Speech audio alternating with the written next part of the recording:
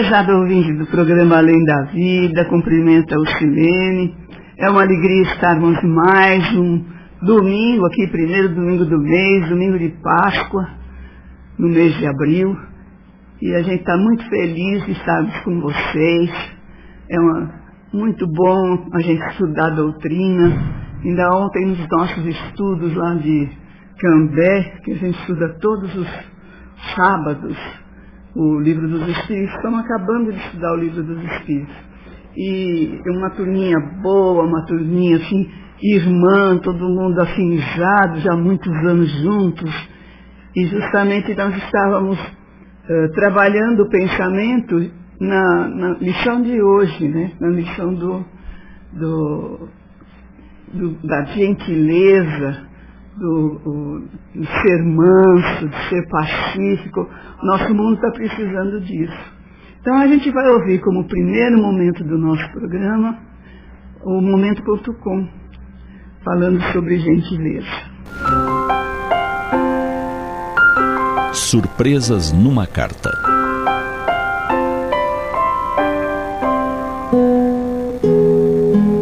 Tanto se fala a respeito da gentileza.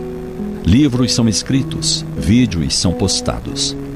Quando paramos em uma dessas tardes de tempo para amar e trocamos confidências sobre gestos de gentileza que nos alcançaram um dia, refazendo nosso ânimo, descobrimos exemplos extraordinários. Paulo, um amigo, contou que recém-saído da Escola Técnica de Indústria Química, foi estagiar na capital pernambucana. Saindo do Rio de Janeiro, ele e o colega Jair foram procurados pela vizinha para que levassem em mãos uma carta a seus parentes.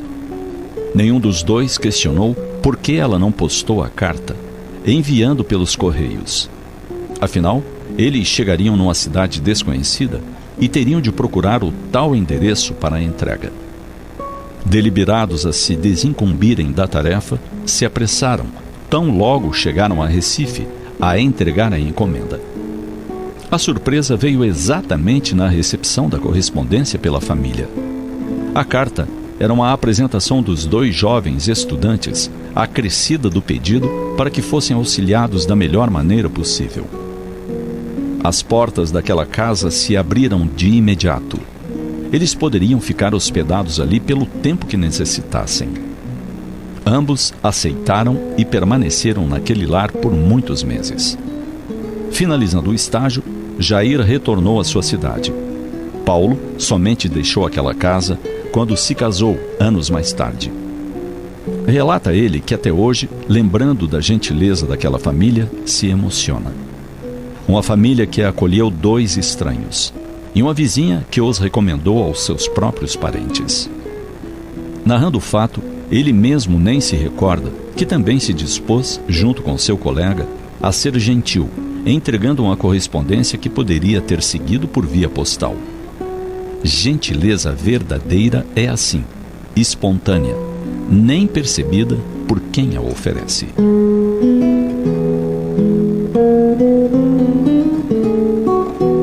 A gentileza é muito mais do que um simples ato de cortesia. É uma força capaz de catalisar mudanças profundas, tanto em quem a oferece, quanto em quem a recebe. Quando surge, pode até surpreender aquele que é alvo dela. Chega, por vezes, a alterar o rumo de sua vida. Em um mundo cada vez mais acelerado e muitas vezes frio, um gesto de atenção e empatia se torna um bálsamo para a alma, quebrando barreiras de indiferença. Pequenas ações que podem ir de um sorriso sincero, uma palavra de apoio ou a simples escuta atenta, até as que auxiliam em profundidade, criam uma onda de positividade que se espalha de forma contínua. Ela não exige recursos financeiros, somente riqueza de espírito e a decisão consciente de ter olhos de ver, olhos de perceber a dificuldade que alguém atravessa e se dispor a auxiliar. Não importa quem seja, porque a gentileza não indaga de procedência, de crença religiosa, político-partidária ou qualquer detalhe da vida. Simplesmente ao se apresentar, ela estabelece a construção de um ambiente mais harmonioso, pavimentando o caminho para uma sociedade verdadeiramente mais humana e, por consequência, transformadora. A gentileza não é um ato isolado, é a semente diária que plantamos para colher um futuro mais humano e radiante.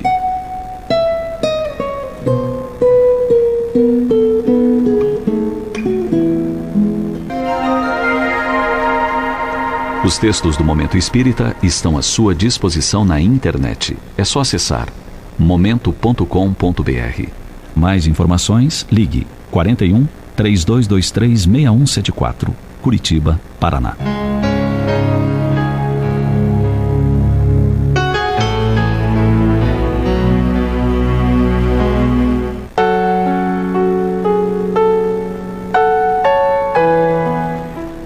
Pois é, né? Prestaram bastante atenção na nossa mensagem. Jane, cumprimente os ouvintes, por favor. Bom dia, gente. Uma feliz Páscoa para todos, em famílias, se tiverem oportunidade. Que Deus abençoe. Pois é, Jane, você sabe que eu fico pensando, quando eu estava preparando ontem cedo que nós íamos conversar aqui, que a gente sempre fala em educação. Parece que estamos puxando as orelhas dos pais. Porque eu acho que na vida de hoje, nos tempos atuais, nós temos muito que prestar atenção nos nossos filhos, né? A educação vem no lar, desde que eles são pequenininhos. Eu me lembro uma vez, eu ficava com o Pedro, o mais velho dos meus netos, a mãe trabalhava e ele, a partir dos 4 meses, ela começou a trazer ele em casa, ela amamentava, mas ela trazia ele cedo, quando ia para o trabalho, e depois ela vinha almoçar, né? E eu colocava um edredom no chão da cozinha, punha um monte de brinquedinhos para ele já sentava, ele foi muito precoce, até para andar, andou com 9 meses. E então ele ficava ali me vendo, e eu com ele. E eu falava assim para ele: ô Pedro, ó, você é um espírito eterno, hein? Você já desde pequeno você tem que colocar isso na sua cabeça, né? Eu fazia os estudos lá na casa espírita com ele no colo, eu levava ele tudo quanto era lugar, porque ela trabalhava o dia inteiro. Então, eu vejo assim, graças a Deus, ele foi um companheirão que hoje ele é um amigão para mim também. Ele tem a chave da minha casa, ele vem todos os domingos almoçar comigo. Ele só falou: vó, domingo que vem, eu falei assim: ó, Pedro, eu quero liberar vocês, porque eles estão noivos já, né? Os dois, eu vou liberar vocês, e eu também vou ficar sossegada um pouco, né? Não fiquei sabendo sair fazer comida. E aí eu peguei e falei para ele, ó, ele falou: não, é que eu vou para a fazenda passar com meu pai a Sexta-feira Santa, e no sábado venho para Londrina e vou passar domingo na família da Gabi.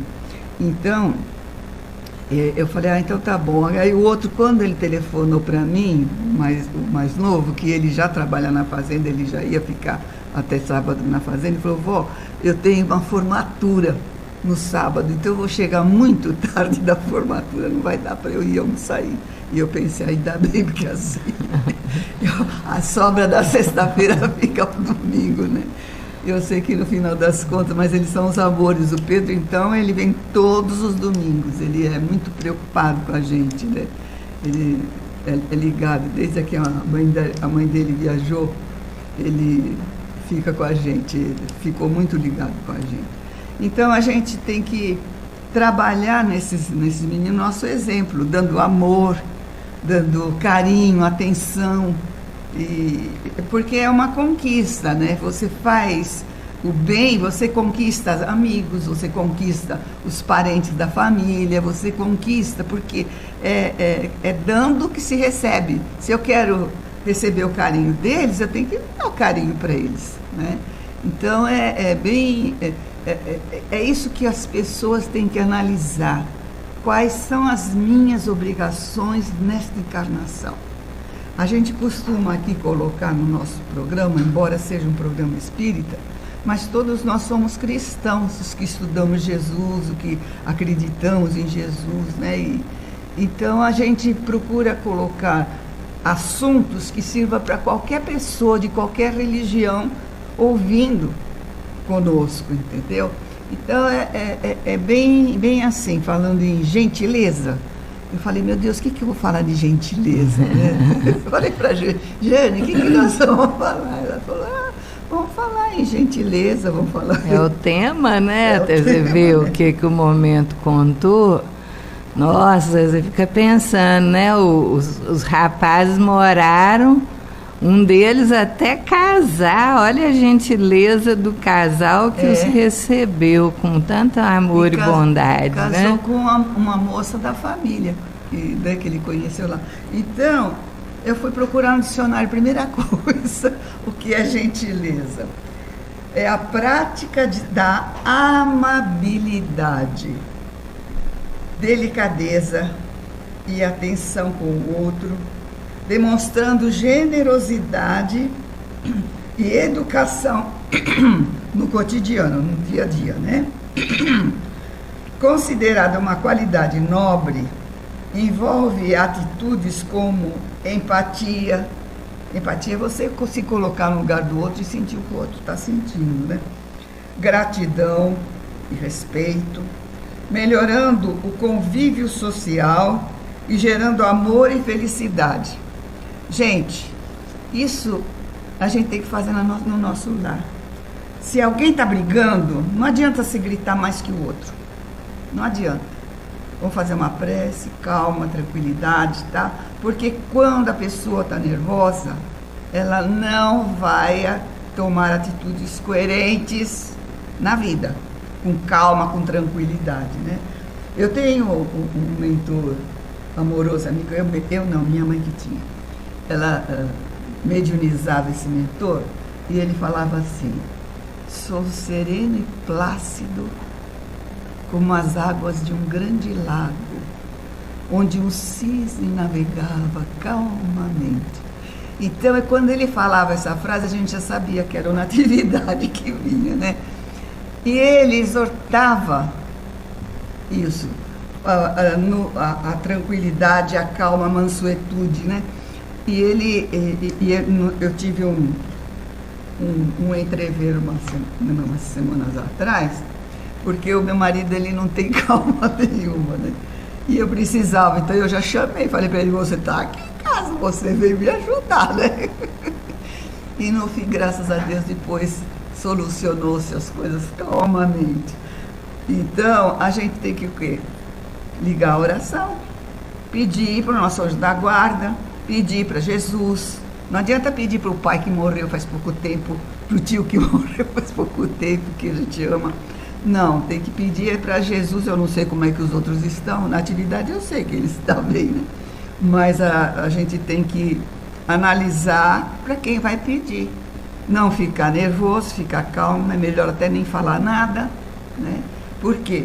Porque gentileza e todas as virtudes a gente tem que mostrar para os outros, que você já conquistou aquilo lá. Para o outro é o exemplo, né? O exemplo arrasta.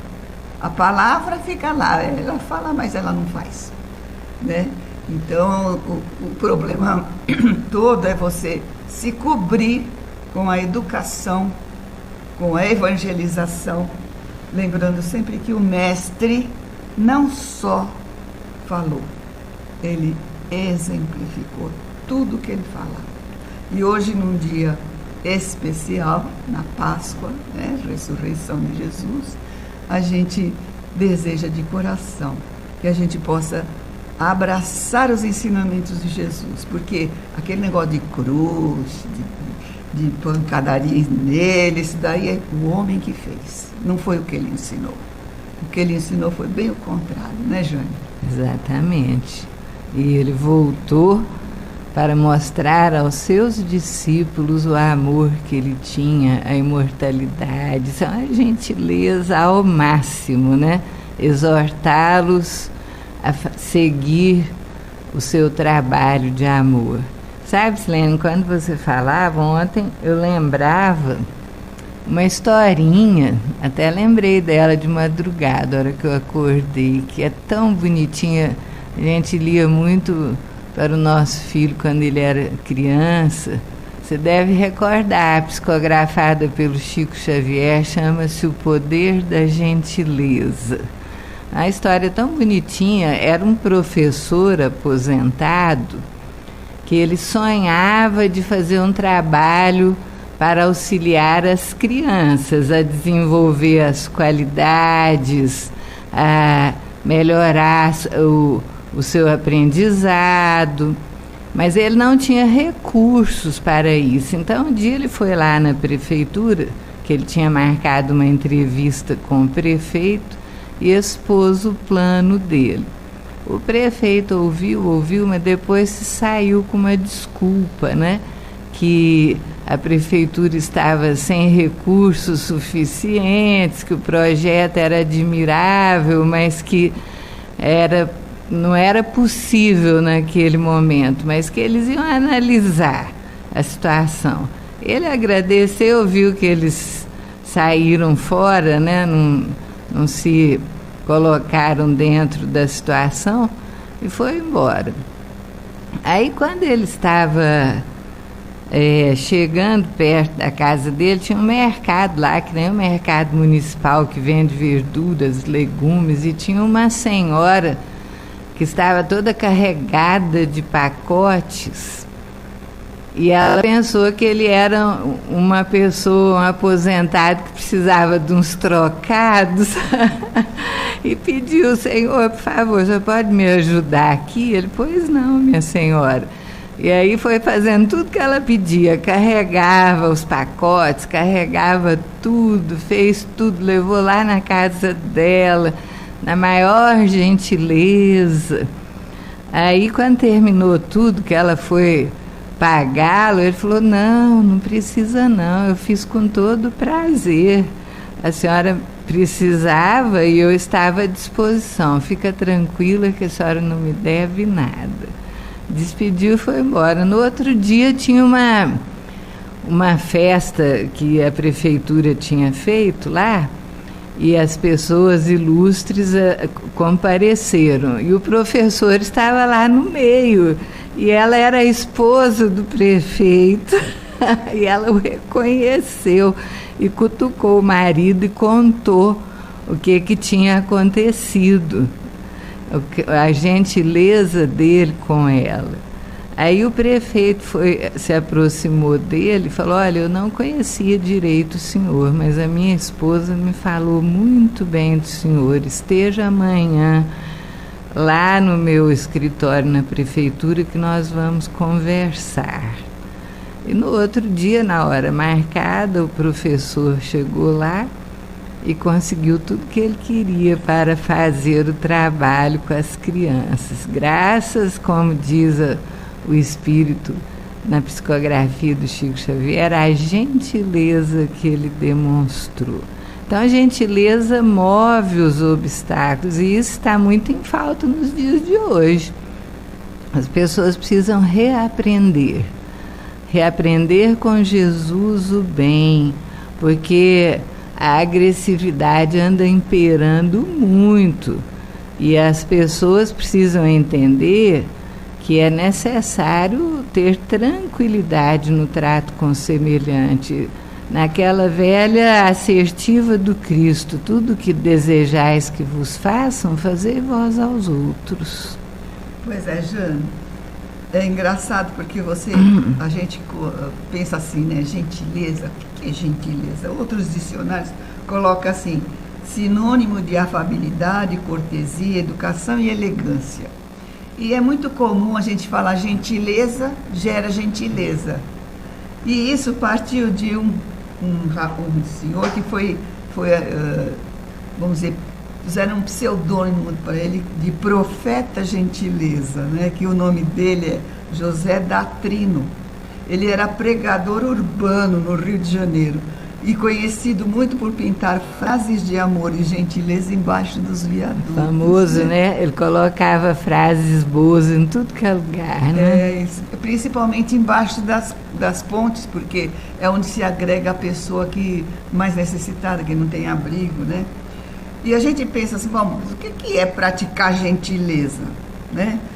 A gentileza envolve, a gente pensa que é uma coisa muito sobrenatural, não é? São ações simples, como elogiar, ajudar, escutar atentamente e até compartilhar um guarda-chuva. Achei tão bonitinha essa frase numa das respostas do Google, né?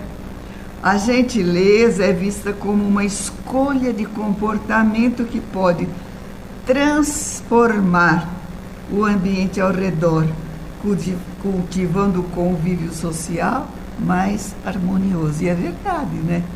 Pode reparar, quando a gente conquista amigos, eu vejo lá na nossa casa, né? As pessoas vão com uma alegria no sábado. A gente chegou a ter, assim, antes da pandemia, mais de 30 estudando juntos no sábado. Agora está começando a voltar, já está nos 20, mais ou menos 20. E isso é muito bom, por quê? Porque a gente chega, vai estudando as perguntas. Eu nunca consegui colocar os textos sobre o estudo da federação. Por quê? Porque ninguém gosta de fazer lição de casa, estudar em casa, levar trabalho para casa. Então a gente estuda lá mesmo, né? E é bom porque de vez em quando, dependendo do que a gente está conversando, alguém coloca uma situação na sua família sobre aquele assunto, então desabafa, a gente vai lá e é gostoso, um fala uma coisa, mesmo para colocar o que ele achou, o que achou da pergunta. Então um vai por um caminho, outro vai por outro, e assim a gente vai aclarando as nossas ideias. Até eu estudando bastante, graças a Deus, né? A gente tem no Evangelho segundo o Espiritismo também, no capítulo 9, um capítulo sobre obediência e resignação. E Lázaro, o espírito que escreve a mensagem, comenta que a afabilidade e doçura são virtudes companheiras da obediência e resignação. Então, o capítulo 9 do Evangelho segundo o Espiritismo, que é sobre os mansos, né, e pacíficos, todo o capítulo vai falar e exortar justamente a afabilidade, a doçura, a calma, a tranquilidade, né? Bem-aventurados os mansos, porque eles herdam a terra. Então, veja só, a gente vê que a preocupação dos estudos, mesmo de Jesus, porque quem que falou no Sermão do Monte? Foi Jesus que falou das bem-aventuranças, né? E os mansos e pacíficos. Então, exortando a nós sermos gentis, amorosos, amigos, obedientes à lei. Tudo isso a gente tem nessa questão. Então, hoje nós estamos pensando assim. Essa questão não é só de religião. Jesus não falava de como a gente deveria agir nas situações da vida. Então, a gente tem que trabalhar e pensar, analisar como ele ensinou, o que ele ensinou, o que ele queria dizer sobre essa mansidão. E isso é uma questão, como nós estamos estudando aqui, é uma questão moral. E essa questão moral, a gente não aprende na escola. Eu sei que os pais chegam cansados, têm que trabalhar o dia inteiro, a mãe e o pai, para poderem suprir todas as necessidades da família, muitas vezes sobrecarregando os avós, para que eles possam auxiliá-los, né? Eles ficarem sossegados, outras vezes deixam crianças o dia inteiro nas creches, tudo, e chegam em casa cansados, tem um monte de coisa para fazer, tudo. Mas a gente não está falando para deixar de trabalhar. Na minha época eu deixei 9 anos de funcionalismo público para cuidar da minha filha, porque ela ficava na creche de onde eu trabalhava, uma creche que conhecia, era uma colega de trabalho, trabalhei na sessão com ela, então era tudo novinho, tinha médico, tinha enfermeiro, mas ela entrou lá, contraiu sarampo. Arrumou sarampo, contraiu catapora. Então, eu falei, vou ficar o tempo inteiro tirando licença. Aí eu resolvi sair, né? Fizemos as contas lá em casa e eu resolvi sair. Mas hoje em dia não dá para fazer isso. Então, o que nós temos que fazer? Nós temos que valorizar o tempo que a gente tem com os filhos. Ouvi-los, porque o filho precisa de atenção. A gente, se pôs o filho no mundo, você tem que cuidar dele, né? Mesmo que tenha uma avó maravilhosa, tudo, mas a avó vai ficar, às vezes não é só com um, fica com o filho de uma filha, do outro filho fica com uma creche em casa. E é interessante, não é, Silene, quando nós que trabalhamos com muitas pessoas, tanto você quanto eu, quando tem uma criança educadinha, como é gostoso de ouvi-la, quando ela sabe falar por favor, muito obrigada, é tão bonitinho, faz uma distinção que você percebe que aquela família educa. É muito lindo, né? Então, porque essas questões vêm sempre de pequeno. O Pedro, que ele ficava comigo, ele tinha nessa época já tinha uns 6, 7 meses por aí. Ele estava no carrinho e eu estava conversando, assim, para passear com ele no carrinho. Ele estava deitadinho e aí ele escorregava assim no carrinho, né? Acho que ele queria sentar, sei lá. E eu conversando, arrumei ele. Eu acabei de arrumar, ele fez uma cara de bravo e voltou para a posição que ele estava. Falei, olha esse menino, como é que é? Já está demonstrando aqui a vontade dele, né? Então, veja só.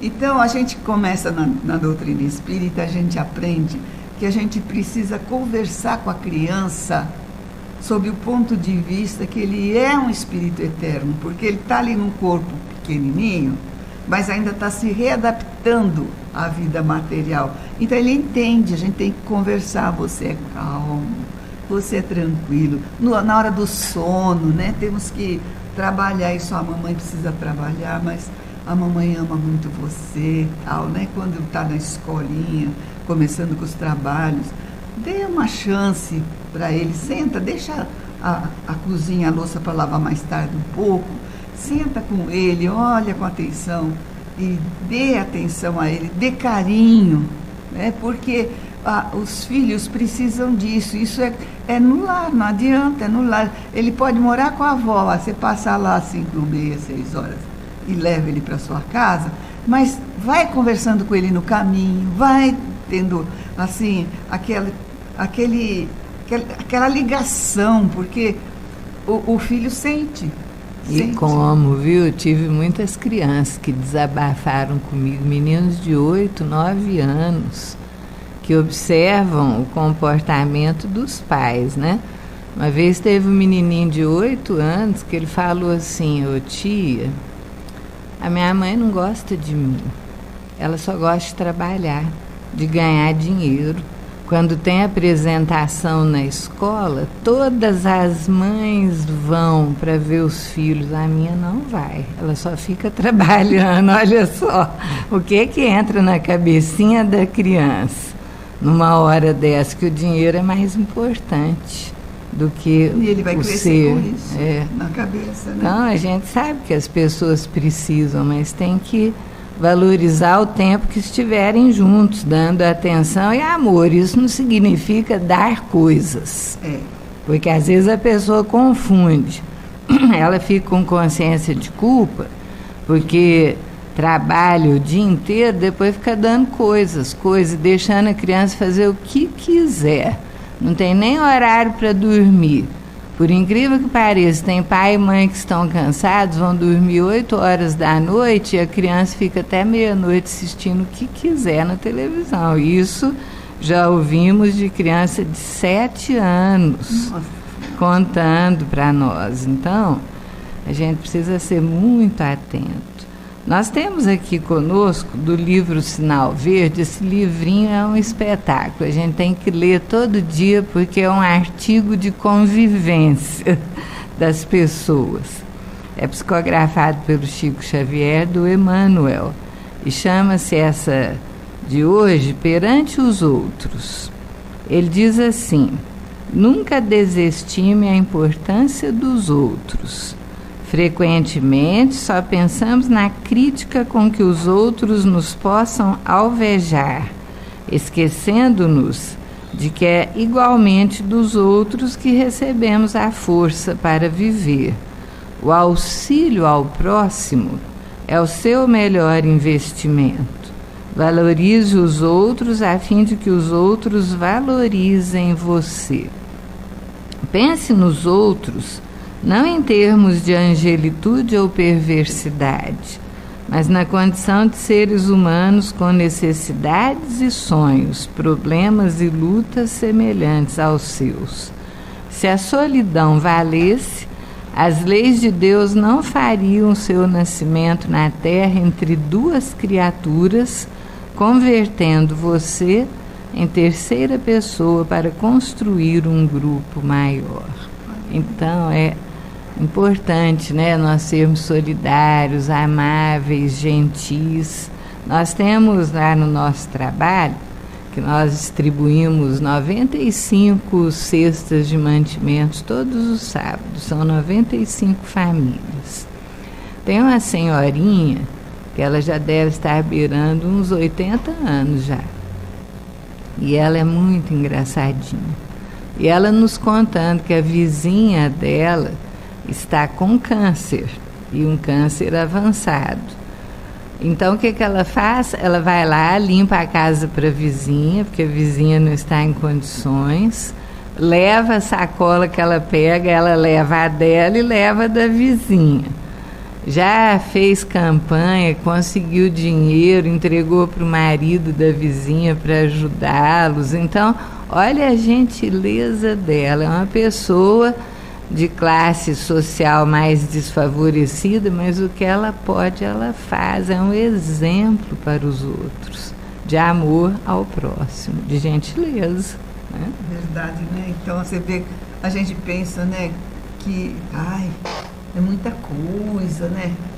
E no fim toca o coração de algumas pessoas que estão, vamos dizer assim, já imbuídos do bem na vida. Ela não precisa de religião, porque ela vai lá na casa espírita, ela precisa mais da sacola, mas ela já aprendeu a lição, ela gosta de auxiliar. E isso é muito importante na vida. Ela vai, você vê como ela se preocupa com a vizinha dela. Naturalmente moram há muito tempo juntas, né? São praticamente família. São bairros antigos, né? E aí os vizinhos viram irmãos. É tão bonito de ver isso, porque hoje, às vezes a pessoa mora no mesmo prédio, não sabe nem quem está morando no andar de cima. Lá em casa é assim mesmo. Depois que o Cláudio virou, não é mais síndico, né? Eu nem conheço, mas só aqueles antigos, né, que estão, achei tanta graça, porque meu carro passa assim, com 2 dedinhos de cada lado, né, no retrovisor, na parte de corredor, né, da minha garagem para poder sair. E aí tinha uma vizinha minha que chegou, viu que eu estava entrando, ela foi espiar, ela falou: nossa, vai bater. Eu falei: não bati não, porque eu estou acostumada. Mas é assim, é daquelas antigas, ela vem lá em casa, se precisa de alguma coisa, o marido dela traz de Apucarana lá uns queijo, né, fresco, e ela vem e fala: você não quer tal, né? E se preocupa em trazer um para mim, e eu pago, é lógico, mas é gostoso, né? Então, assim, essa troca é com 2 ou 3 só no prédio. Somos em 22 apartamentos, mas são 2 ou 3 que são os mais antigos. Aí você, né, falou, que ela falou: vai bater. Nós estamos aqui com um livro que se chama Livro da Esperança, psicografado também pelo Chico Xavier, do Emmanuel. E é também dentro dessa questão de gentileza, de bondade. E a mensagem chama-se Falar. E começa assim: seja, porém, o vosso falar, sim, sim, não, não.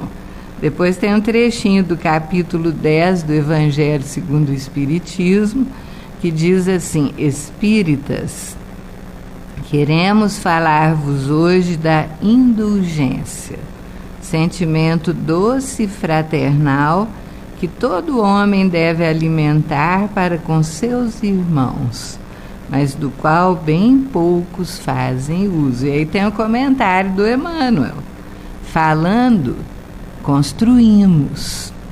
Não admitas em tua palavra o corrosivo da malícia ou o azinhavre da queixa. Fala na bondade de Deus, na sabedoria do tempo, na beleza das estações, nas reminiscências alegres, nas induções ao reconforto. Nos lances difíceis, procura destacar os ângulos capazes de inspirar encorajamento e esperança. Aí a gente tem no dia a dia, né? O nosso marido, por exemplo, pode falar de política, ele perde as estribeiras, a gente tem que ficar falando, tentando fazê-lo lembrar de tudo isso aqui, ó. Não te refiras a sucessos calamitosos, senão quando estritamente necessário, e ora em silêncio por todos aqueles que lhe sofreram um impacto doloroso. Tanta vez acompanhas com reverente apreço os que tombam em desastre na rua, homenageia igualmente com a tua compaixão respeitosa os que resvalam em queda moral, acordando em escabroso infortúnio do coração. Se motivos surgem para admoestações, cumpre o dever que te assiste, mas lembra que o estopim é suscetível de ser apagado antes da explosão e reprime os ímpetos de fúria antes que estourem na cólera. Em várias circunstâncias, a indignação justa é chamada à reposição do equilíbrio, mas deve ser dosada como fogo quando trazido ao refúgio doméstico para a execução da limpeza, sem que por isso tenhamos necessidade de consumir a casa em labaredas de incêndio. Larga à sombra de ontem os calhaus que te feriram. A noite já passou na estrada que percorreste, e o sol do novo dia nos chama à incessante transformação. Conversa em trabalho renovador e louva a amizade santificante. Não te detenhas em demasia sobre mágoas, doenças, pesadelos, profecias temerárias e impressões infelizes. Dá-lhes apenas breve espaço mental ou verbal, semelhante àquele de que nos utilizamos para afastar um espinho ou remover uma pedra. Não comentes o mal, senão para exaltar o bem, quando seja possível extrair essa ou aquela lição que ampare a quem lê ou a quem ouve, enobrecendo a vida. Junto do desespero, providencie o consolo, sem a pretensão de ensinar, e renteando com a penúria, menciona as riquezas que a bondade divina espalha a mãos cheias, em benefício de todas as criaturas, sem desconsiderar a dor dos que choram. Ilumina a palavra, deixa que ela te mostre a compreensão e o amor onde passes, sem olvidar o esclarecimento e sem prejudicar a harmonia. O Cristo edificou o Evangelho por luz inapagável, nas sombras do mundo, não somente agindo, mas conversando também. Então, gente, a vida requer de nós bondade, compaixão, indulgência, e isso é gentileza. falar sempre a verdade, mas falar a verdade recheada com doçura. Tem gente que acha que tem que falar a verdade nua e crua, ferindo. Não, falemos a verdade sempre, porque o cristão tem que ser correto, mas falemos com amor, com bondade, com gentileza. A gentileza deve ser sempre a nossa escolha, nunca a violência, a agressão, que isso não está de acordo com os ensinamentos do Cristo. Sabe, Jane, eu assisti, eu gosto muito de dorama, né? Então, eu assisti uma água com açúcar, porque eu gosto de água com açúcar, né? Um namorinho lá do rapaz, e quando ela era, desde jovenzinha, de 14 anos, ele era amigo do irmão dela, e depois, mais pra frente, eles vão acabar até casando no final da novelinha. Mas naquele momento ela era uma criança para os olhos dele, né? E tinha um garoto da escola que gostava dela, e estava falando para ela que gostava dela, tal. Ela falou assim, mas eu não gosto de você, tal.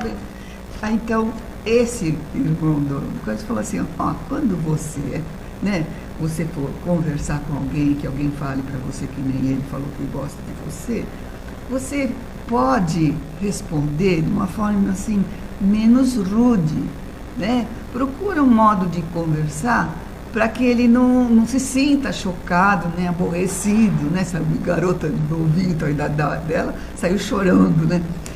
Bom, passou. Quando ela cresceu, foi para a faculdade, tinha um rapaz que gostou dela. Então ele fala para ela, eu gostei de você e tal, mas ela não gostava dele. Então, aí foi tão bonitinho porque ela fala para ele assim, ela lembra o que o outro ensinou quando ela era jovem. Ela lembra e fala assim, olha, eu agradeço o seu sentimento e tudo, mas no momento eu estou muito ligada à faculdade. Então ela deu uma desculpa, assim, bem, para falar, não quero você para namorar, entendeu? E ela já estava nessa época com 17, 18 anos, né? Mas também tem um livrinho chamado Jesus no Lar, que eu gosto muito, sabe, Jorge? Jesus no Lar, o espírito é Neio Lúcio. Esse espírito Neio Lúcio, eu não lembro onde é que eu li, que ele era um garoto que costumava ficar sentado escutando, porque toda vez que Jesus fazia as preleições, de noite eles se juntavam na casa de Pedro. E ali tiravam as dúvidas. E esse livrinho, esse Neio Lúcio, era um garoto que ficava sentado e escutava. E ele gravava as mensagens de Jesus. Então, quando Jesus fala das bem-aventuranças, dos que são mansos, Pedro pergunta para ele assim, mas senhor, então quer dizer que quando entrar alguém na minha casa para roubar alguma coisa, eu tenho que ficar sentado e deixar ele roubar e ir embora, eu não posso brigar? Né? Aí Jesus falou assim, ó, não foi isso que eu quis dizer. Exaltei, na realidade, a cortesia que somos credores uns dos outros. Bem-aventurados os homens de trato ameno, que sabem usar a energia construtiva entre o gesto de bondade e o verbo da compreensão. Bem-aventurados os filhos do equilíbrio e da gentileza, que aprendem a negar o mal, sem ferir o irmão ignorante que o solicita sem saber o que pede. Abençoados os que repelem 1000 vezes a mesma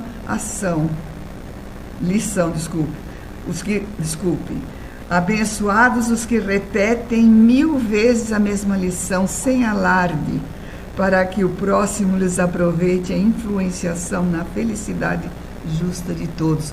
Isso aqui é uma coisa tão difícil de fazer, né? Eu mesmo de vez em quando esqueço. Bem-aventurados aqueles que sabem tratar o rico e o pobre, o sábio e o inculto, o bom e o mal com espírito de serviço e entendimento, dando a cada um de conformidade com os seus méritos e necessidades, deixando os sinais de melhoria, de elevação, bem-estar e contentamento por onde cruzam. Em verdade vos digo que a eles pertencerá o domínio espiritual da terra, porque todo aquele que acolhe os semelhantes dentro das normas do amor e do respeito é senhor dos corações e se aperfeiçoam no mundo. Olha que coisa bonita, né? Então, aí ele falou, no fim, o Neio Lúcio fala que alívio e alegria transbordaram no ânimo geral e de olhos fitos agora nas águas imensas do grande lago. O Senhor pediu a Mateus encerrasse o fraterno entendimento da noite, pronunciando uma prece. Nós já estamos quase no final, mas eu acho que dá tempo de contar rapidinho uma historinha que está nos lindos casos de Chico Xavier. Essa é famosa, todo mundo conhece.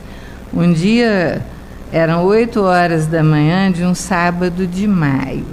E o Chico levantou apressado, ele dormiu demais, que trabalhou muito na véspera psicografando uma obra do Emmanuel.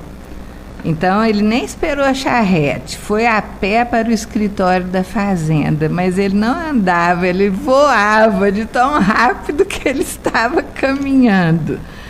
Ao passar de frente da casa da dona Alice, ela chamou o Chico. Chico, eu estou esperando você desde as 6 da manhã, eu preciso de uma explicação. E ele, estou muito atrasado, dona Alice, na hora do almoço eu te atendo. Essa é famosa, né? A dona Alice ficou triste, olhou o Chico, né, que retomou a passos ligeiros o caminho do serviço. Um pouquinho depois o Emmanuel lhe disse assim: ô Chico, volta lá, atende a irmã Alice, você não vai gastar nem 5 minutos e isso não vai te prejudicar. Aí o Chico voltou, atendeu, e ela falou a ele: eu sabia que você ia voltar, eu conheço o seu coração.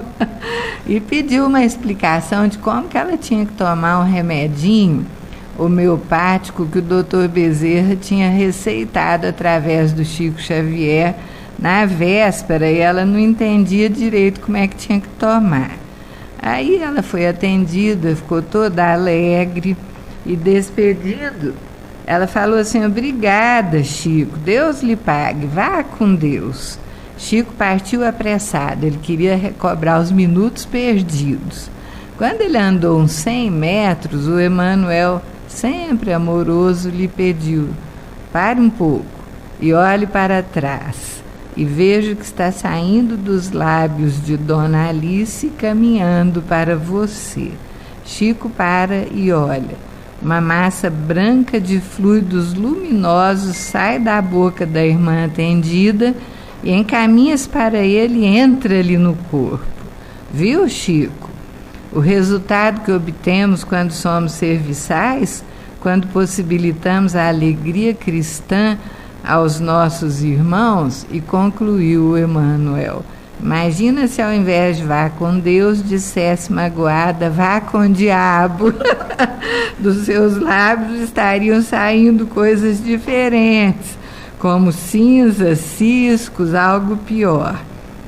E Chico, andando agora naturalmente, sem receio de perder o dia, sorri satisfeito com a lição recebida, entendendo em tudo e por tudo o serviço do Senhor, refletido nos menores gestos com os nomes de gentileza, tolerância, afabilidade, doçura, amor. Que lindo, né? Nós chegamos ao final da nossa parte no programa de hoje, que agora é o Zé Antônio com a sua lição.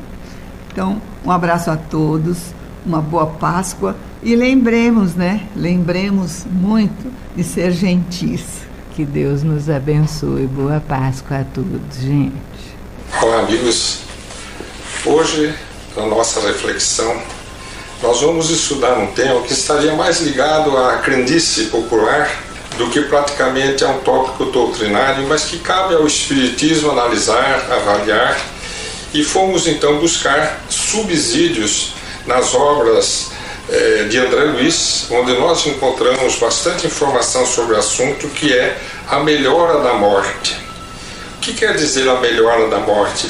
Bom, dentro da visão popular é aquele paciente que está moribundo, que está nos seus últimos momentos de vida, a família fica toda em cima, desesperada, e de repente ele dá uma melhorada. Aí a família, vamos dizer, relaxa emocionalmente aquelas tensões, e ele desencarna, ele acaba falecendo.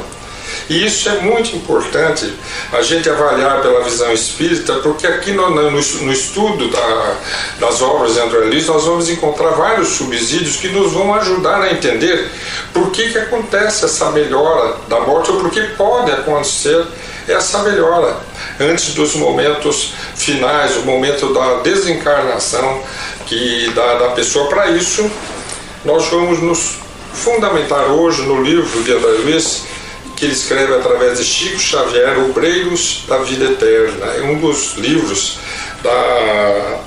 da coleção, né, de André Luiz, em que ele vai descrever 5 casos de desencarnação. Inclusive um deles nós já comentamos numa outra reflexão, porque acabou não culminando na desencarnação da Albina. Ela recebeu uma moratória. Então vamos dizer 4 casos de desencarnação. Então nós vamos ler frases desse livro, eu separei aqui para que vocês observem junto comigo a importância. Primeiro, num determinado momento do capítulo que nós estamos lendo, capítulo 14, se eu não me engano, dessa obra, dizem assim os benfeitores: há tempo de morrer, diz André Luiz, né? Escreve André Luiz, há tempo de morrer como há tempo de nascer. Olha a palavra que ele escolhe: tempo. Tempo de nascer, tempo de morrer, não é a hora. Tanto que ele vem a comentar no mesmo parágrafo, quase na mesma página, ele vem a dizer assim: não fora determinado o dia exato da morte dessa figura que nós vamos estudar, que é Dimas. Não fora determinado o dia exato, mas atingira-se o tempo próprio. Então aí já entra um raciocínio que nós vamos nas obras de Kardec, e nós vamos encontrar os estudos doutrinários que falam que a hora da morte é aquele momento da vida, não é aquela hora do relógio, é aquele momento da vida, é o tempo próprio.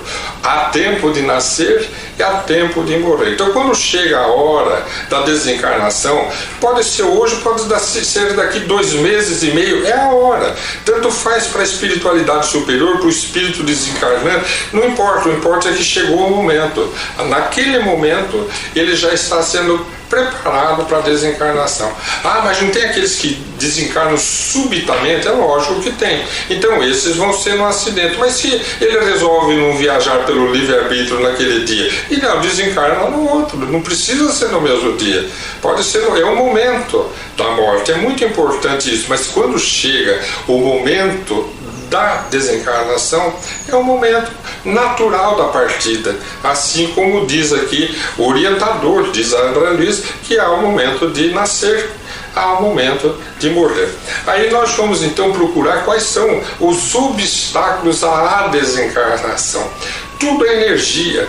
O que prende o espírito ao corpo físico são energias. Energias que se enraizam com tanta intensidade que formam laços. Nos ensina a doutrina dos espíritos. Laços profundos, laços bastante intensos entre o espírito e o corpo. Então é natural que para desencarnar esses laços têm que ser rompidos, e a doutrina dos espíritos vai nos ensinar que esse rompimento pode se dar naturalmente durante a vida, à medida que o indivíduo vai se espiritualizando, vai evoluindo, de maneira que quando chega a hora da partida para o mundo espiritual, não há sofrimento. Há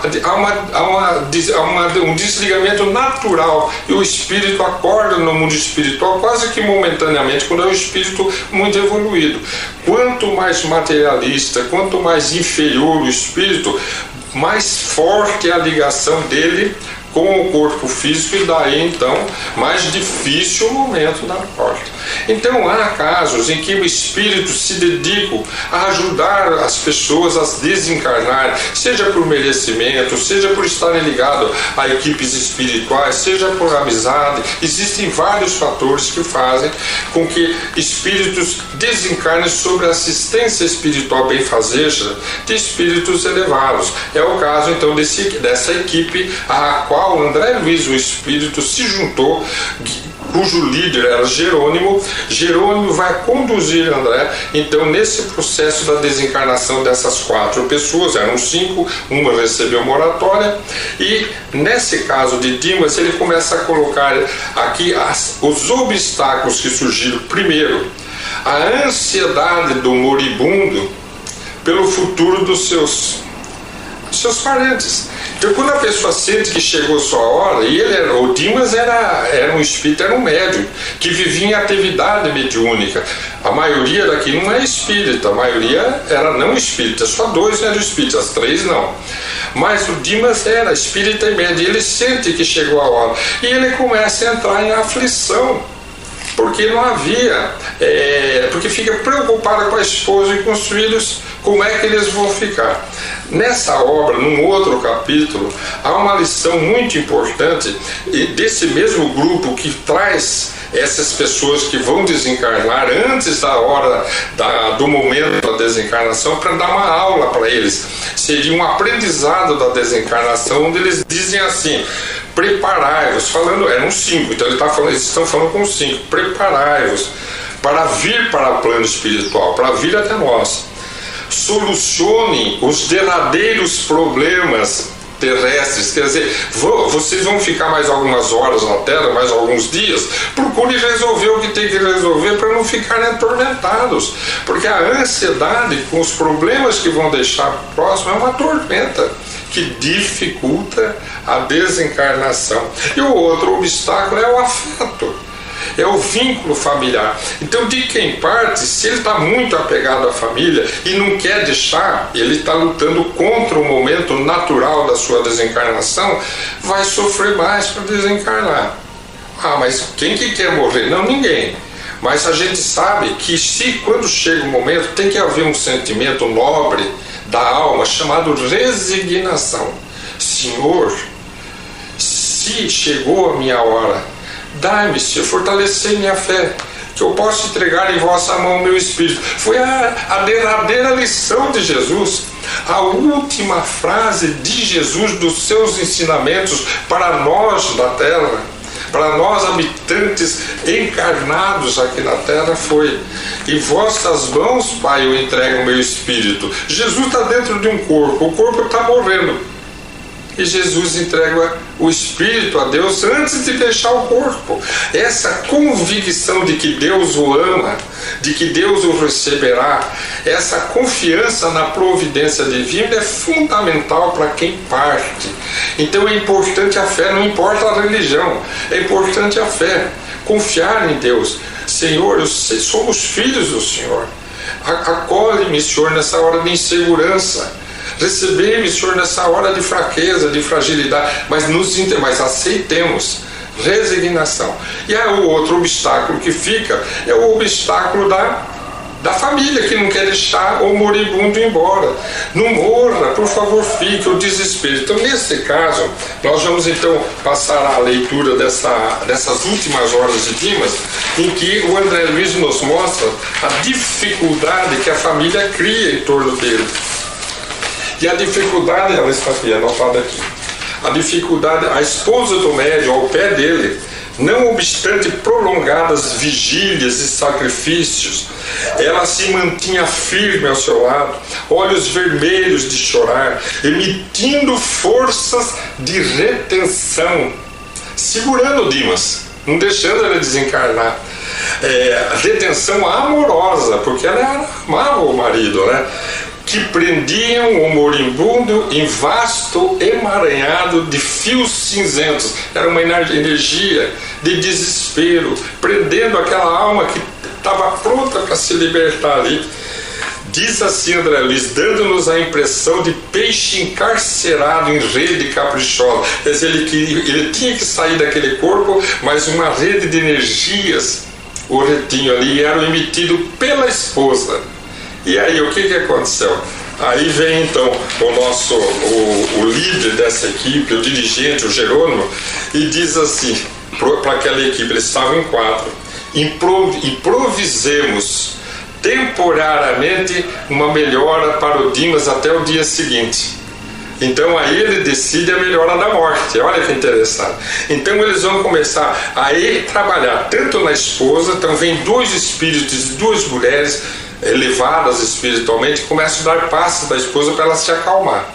E eles vão dar passe no Dimas para dar um pouco de energia para ele melhorar, mas os órgãos deles já estão se desintegrando, já chegou a hora da partida. Então daí ele diz assim, veja que interessante, o orientador ali daquela equipe: precisamos fornecer a Dimas melhoras fictícias. Quer dizer, é uma falsa melhora, só para acalmar a família em torno. E é o que eles fazem. A melhora da morte existe? Existe. Então eles vão, energizam Dimas, ele se sente melhor, de maneira que um dos filhos de Dimas percebe, melhorou, pai. O professor parece melhor. Ele diz: sim, meu filho, agora eu respiro mais livremente, graças a Deus, pai, louvado seja Deus. Aí o Dimas fala para a esposa do lado: querida, vai descansar agora, tão melhor. Deixe-nos todos precisamos repousar. E aí ele diz assim: todos precisamos repousar, repouse a meu pedido. Eu me sinto melhor. É a melhora que é proporcionada pelos benfeitores para que eles pudessem, então, ela relaxar-se emocionalmente, parar de emitir aquelas energias desesperadoras de retenção, e ele, para poder, sentindo-se melhor, também acalmar seu espírito, parar com as suas preocupações. E nesse momento ela vai deitar. Eles percebem a melhora, chamam o médico, e como ele percebe que ele melhorou, suspende alguns remédios que ele tinha preconizado. Todos se acalmam, a casa serena, e eles desencarnam Dimas. Desencarnam entre aspas. Eles iniciam o processo final da desencarnação, que enquanto está havendo o velório, que é na própria casa, vai ser de Dimas na própria casa, tem um vínculo de ligação que é o último laço que eles têm que romper. E aí é um outro capítulo que eu gosto muito de abordar com os nossos irmãos espíritas, simpatizantes, os que têm interesse pelo tema, o problema do velório. Quanto problema nós criamos para o espírito desencarnante. Mas nesse momento nós vamos ficar com o raciocínio dessa melhora da morte. Por quê? Eles criam esse ambiente de paz fictícia, para que todos relaxem, afrouxem essas energias tensas e densas, para que o espírito desencarne em harmonia e equilíbrio e possa viver a continuidade da existência na vida imortal. Guardemos o ensinamento, o último de Jesus: Pai, em tuas mãos eu entrego o meu espírito. Fé e resignação é a mensagem da reflexão de hoje. Um grande abraço a todos. Além da Vida, um encontro semanal com a doutrina dos espíritos, codificada pelo ilustre pensador francês Allan Kardec. Um momento de meditação, um momento de reflexão, um momento de luz. Além da Vida, uma mensagem de esperança para um novo amanhecer. Todos os domingos, às 8h30 da manhã, aqui na Rádio Londrina.